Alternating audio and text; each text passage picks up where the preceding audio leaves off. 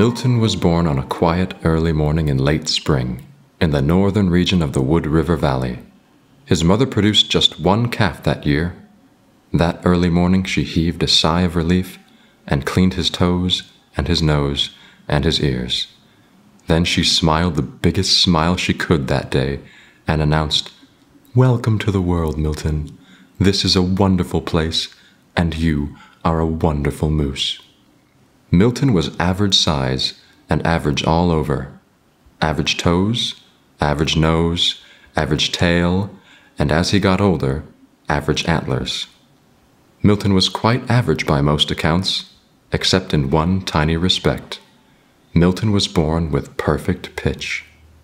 Now, for those of you who don't know what perfect pitch is, it is the exceptional ability to hear every sound exactly as it is produced.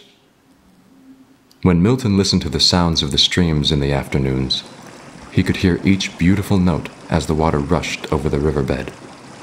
At night, he could hear every note of each turning leaf as the wind pushed through the aspen trees. And in the early mornings, Milton listened to the lonely call of the red-tailed hawks as they circled the sky, searching for breakfast.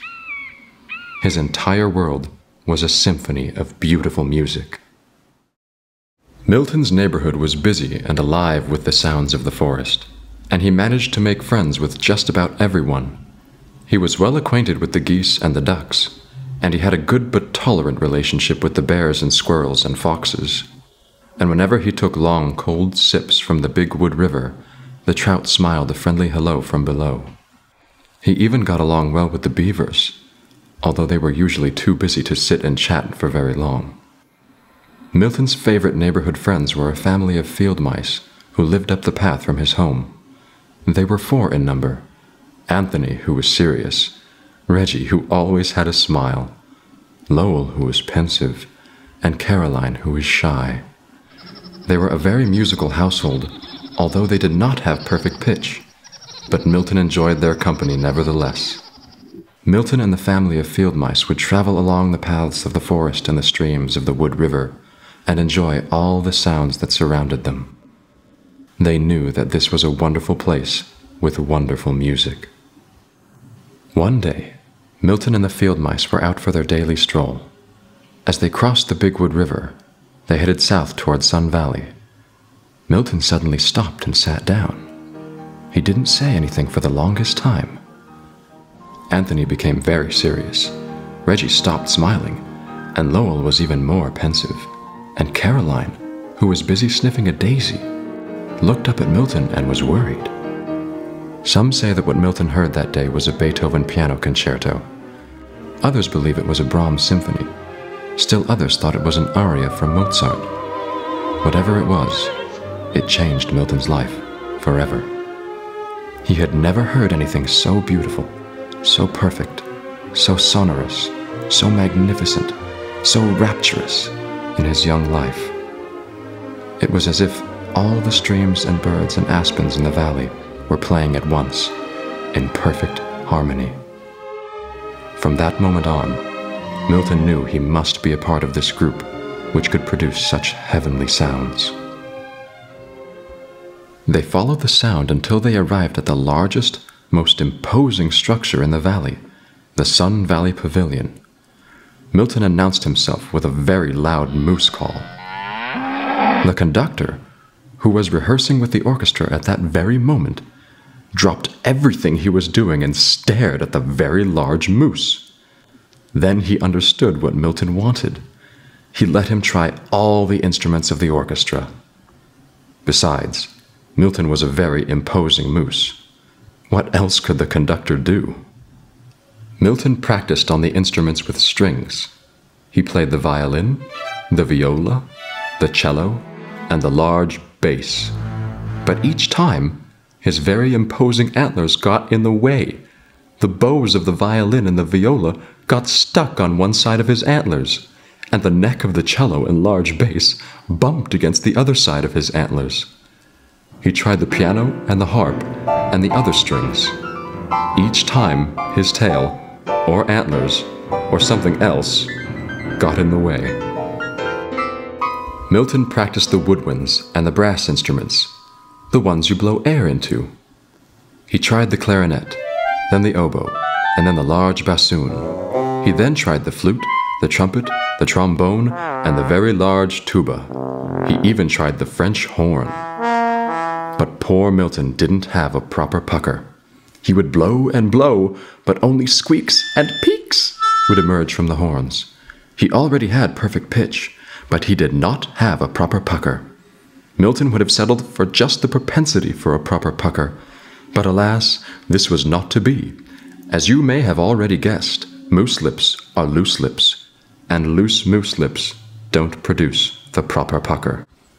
Milton then tried the instruments you hit, the ones they called percussion. The triangle was too small for his hooves, and because he was so very big, every time he hit the timpani, or the drums, or the xylophones, something seemed to break. When he tried the cymbals, the ones that looked like large brass frisbees, Milton hurt his nose. It was so very long that it got in the way. Milton tried and tried, but no instrument seemed to fit. He looked at the conductor and hung his head, and the conductor looked back at Milton and was sad as well. That evening, the family of field mice gathered together all the animals of the Wood River Valley. Timothy the Trout searched all the riverbeds for the best quality stones he could find and brought them to the shore. Samantha the Swan dug deep into the Sun Valley Pond for the strongest pond weeds. She laid them side by side on the edge of the pond to dry in the heat of the sun until they became straight and strong. Franklin the Fox searched throughout Trail Creek for the best hardened pine cones the conifers could offer. He nibbled away the outer edges, and with his sharp teeth, he hollowed out the husks that would hold the river stones. Then they dressed Milton with their finished work. The animals of the valley returned to the Sun Valley Pavilion, the imposing structure where the beautiful music happened. The conductor looked at Milton with surprise and shock, and Milton hung his large antlers and was sad. Then the conductor smiled the biggest smile he could that day, because whenever Milton moved his head, he produced beautiful music.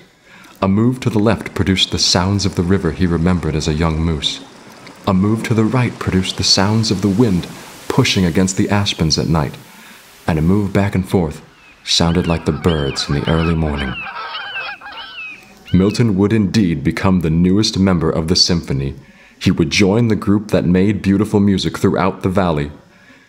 Then the conductor ordered that a work of music be commissioned for moose antler bells with full orchestra, to be called Milton's Concerto. And then Milton smiled the biggest smile he could that day, and all the people of the orchestra and the animals of the valley smiled back. So this is the end of the story about Milton the Moose. It has a beginning, a middle, and an end. But as with all children's stories, it must also have a point, a purpose, and a reason to be read. But what shall this be? If at first you don't succeed, try again. This is true. Milton did try many instruments, but there is something more to this story. We may not be good at everything. We may not be good at very many things. But if we look long enough, we will find something that makes us happy. This is also true, but something is still missing. Wait, I think we have it. It's not the size of your feet, or the shape of your nose, or the height of your antlers that matters, but the wonder that is within you that counts. And Milton, as you may recall, was a very wonderful moose indeed. And, of course, it's also good to have a little help from your friends.